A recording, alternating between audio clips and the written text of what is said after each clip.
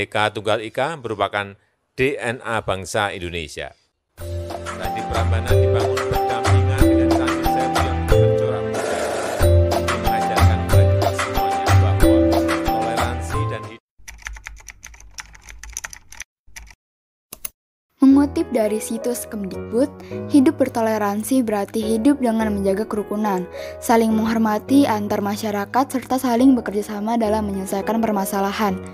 Kehidupan masyarakat Indonesia yang berasal dari latar belakang yang beragam suku, budaya, agama, dan lainnya merupakan kodrat yang harus diterima oleh bangsa Indonesia dan diharuskan untuk senantiasa hidup harmoni. Contoh toleransi dalam keberagaman sosial budaya yang paling mudah, yakni tidak menjelek-jelekan suatu budaya atau suku bangsa. Hidup bertoleransi dalam keberagaman sosial budaya memiliki tujuan untuk menghindarkan masyarakat dari konflik atau perpecahan.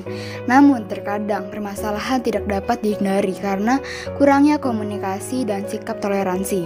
Permasalahan yang mungkin muncul dalam keberagaman sosial budaya yaitu primordialisme, adalah sikap yang menganggap misal jika sukunya lebih baik dibanding suku orang lain.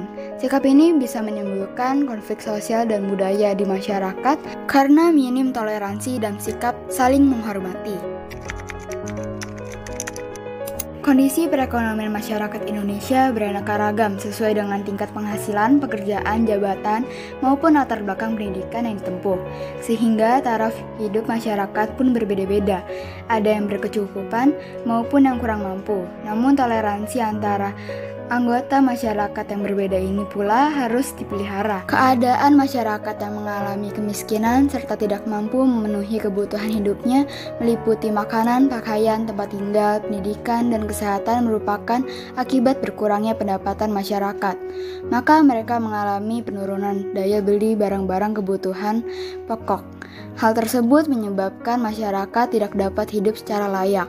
Perlu ada upaya membantu kehidupan mereka untuk dapat meningkatkan penghidupannya yang lebih baik. Hal itu dapat dilakukan dengan melakukan pemberdayaan ekonomi masyarakat di sekitarnya atau kemudahan-kemudahan lainnya dalam memperoleh fasilitas hidupnya yang lebih baik dari pemerintah dan kelompok masyarakat lainnya, sehingga akan tercipta pula harmoni toleransi dari keberagaman ekonomi masyarakat. Dan berikut adalah contoh-contohnya. Menolong tanpa memandang sara. Pahlawan wanita Indonesia walaupun kodrat sebagai perempuan, namun semangat perjuangannya untuk mencapai kemerdekaan bangsa Indonesia sangat tinggi. Tradisi leluhur yang dianggap membelenggu kaum wanita tempo dulu, berkat perjuangan pula sedikit demi sedikit sudah mulai ada kemajuan. Perempuan juga memiliki hak untuk mengaktualisasikan diri dalam kehidupan sosial budaya, ekonomi maupun pertahanan dan keamanan di lingkungan bermasyarakat, berbangsa, dan bernegara. Seperti halnya kaum laki-laki, tentu saja jangan sampai kehilangan jati diri dan kodratnya sebagai perempuan.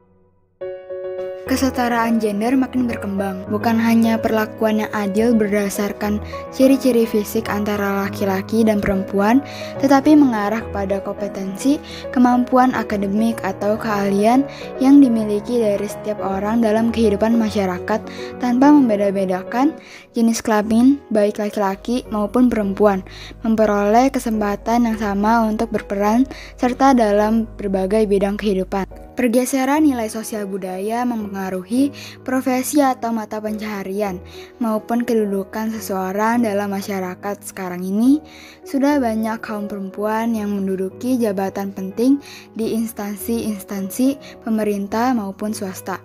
Begitu juga dengan profesi yang dulu biasanya hanya dilakukan oleh kaum pria. Apapun profesi, kedudukan atau jabatan di masyarakat, baik laki-laki maupun perempuan, memiliki kesempatan yang sama untuk berperan serta dalam kehidupan sosial, budaya, ekonomi, politik, pertahanan, dan keamanan sesuai dengan kemampuan masing-masing. Toleransi Tuhan Yesus terhadap perempuan Samaria dalam Yohanes 4 ayat 1-15. Di awal cerita, Yesus meninggalkan Yudea dan kembali ke Galilea, melintasi daerah Samaria. Pada saat Yesus di Samaria, di Sikar, terdapat sumur Yakub. Yesus sangat letih dalam perjalanan, lalu duduk di pinggir sumur. Tiba datanglah seorang perempuan Samaria yang ingin menimba air. Lalu Yesus meminta minum kepada perempuan Samaria itu. Orang Samaria itu bertanya, mengapa Yesus memintanya minum? Karena orang Yahudi tidak bergaul dengan orang Samaria.